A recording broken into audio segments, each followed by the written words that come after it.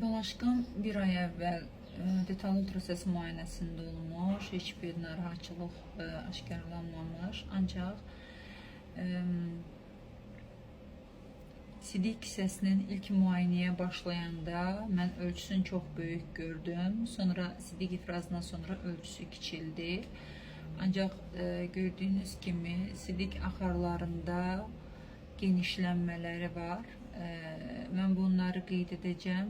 Hər iki böyrək yerində normal, böyrəklərlə bağlı heç bir nə exogenik, nə kəsələyən sistemdə heç bir patologiya aşkarlanmadı. Sadəcə sidik axarlarında genişlənmələri var və qız uşağı olması, cinsinin qız olması, oğlan olanda adətən bu normal sayılır sidik çıxarıcı sistemin gedişatına görə. Ancaq qız uşaqlarında belə bir vəziyyət nəzarətdə saxlanmalıdır, müalicə və dinamik nəzarət.